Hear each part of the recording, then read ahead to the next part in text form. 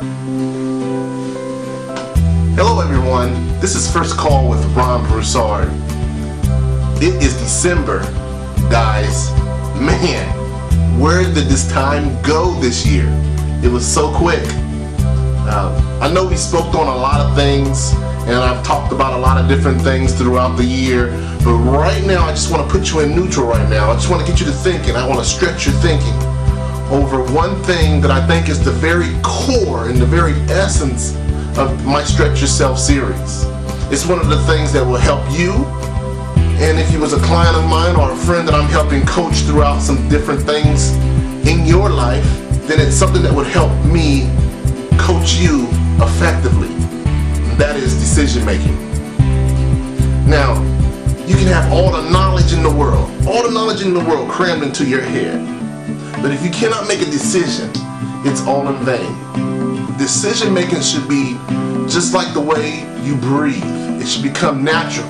It should become second nature.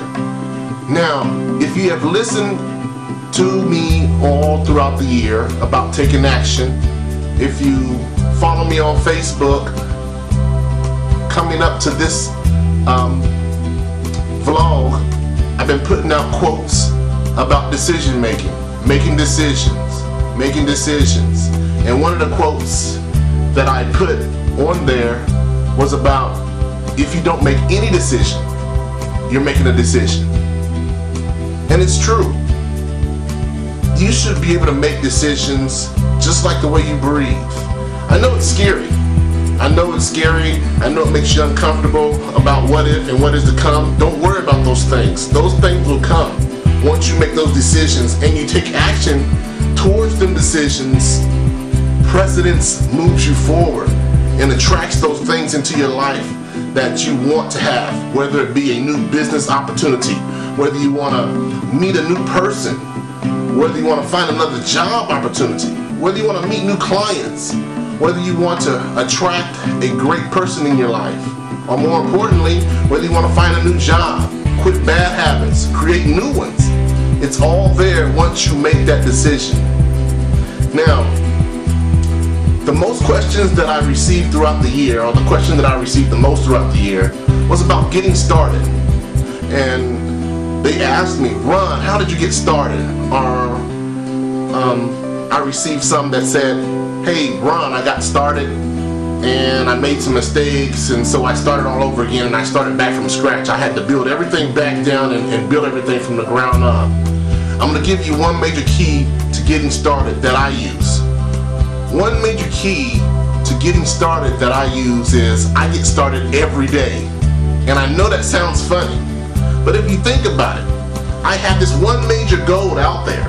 It's one big goal, and then I have all these little major things that I want to get done to lead me up to that. And every day, in my mind, I think I'm starting over, because you are. Technically, you're starting over. If you've accomplished what you needed to do that day, you are starting over. So I'm always starting over, and starting over. It's better than starting all over in your life. It's better than starting all the way over from scratch. Now, understand you're never going to make a right decision. Honestly speaking, I don't think I've never made a right decision in my life. I think probably the only decision that I think that was well worth it is me following my passion. That's probably the one major decision. And the reason why I think that you don't make right decisions, because every decision that you make, it's not about you making a right decision. Because I've made right decisions that turned out wrong, and I've made wrong decisions that turned out okay, and I was like, man, I can't believe it turned out the way it did. You're not put here on this earth to make right decisions. You're put here on this earth to make decisions, and then you work your life to make it right. Another thing that I would like for you to write down is about taking advice. Now, there's two different ways that I would like to explain it, and I don't want you to think that it's a wrong way. And the reason why I say don't take advice is you should take counsel, because counsel is where you have already an ideal of what you want to do, and you're just getting different people's opinions on how they feel about it, but you are ultimately going to make that decision. Advice is a cop-out. if you're taking someone's advice, because if you fail, then you have something to blame. You'll be like, man, I can't believe I did that, but you put me up to that. You told me that this would work. I'm trying to make sure that you throw out all those excuses that you would have. So don't take no advice. Get counsel. I know you've seen on TV, on those court shows, and they have the lawyers up there, and the lawyers are sitting there talking, and they might be badgering the witness, and the lawyers might be arguing against each other. And what does the judge say? She says, will the counselors please approach the bench? Will the counselors please approach the bench? Now, why are they calling lawyers counselors? Because a lawyer can only counsel you on the things that you would want to do in any type of situation. But ultimately, it's up to you to make that decision. They can advise you, like I know you've seen them in there when they're getting ready to confess, and the lawyer will be like, I advise you not to say anything about that. And he says, no, I want to talk. They only advise, but ultimately it's up to you to make that decision.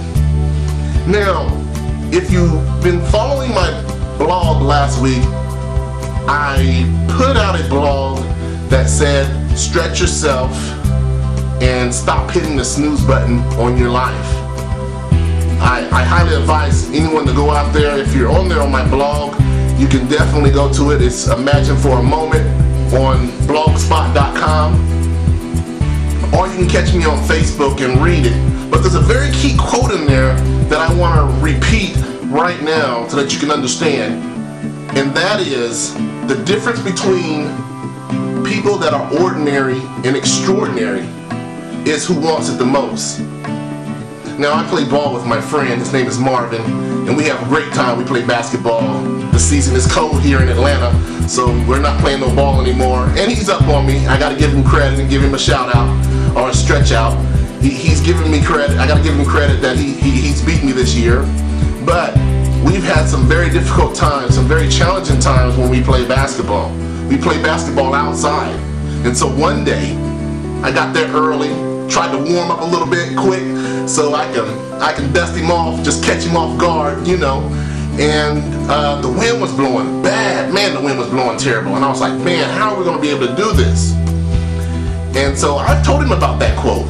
And so he pulls up to court. He gets out and he's dribbling his basketball as he's walking over to the court. And he says this. He says, Brew, that's my nickname, Broussard, they just call me Brew. He says, Brew, you know what today is? Today is the day of who wants it the most. Because you have to stretch yourself out of that comfort zone. You have to stretch yourself out of that comfort zone. No longer do you rely on that jump shot that you're so comfortable with. No longer are you relying on that favorite spot that you shoot out of, because the wind is blowing. Now you have to stretch outside the box and find other ways and other means of making a goal and making a basket. And I have to say that we had some great games when we have those challenges come about us. So understand the difference between ordinary people and extraordinary people is the one who wants it the most.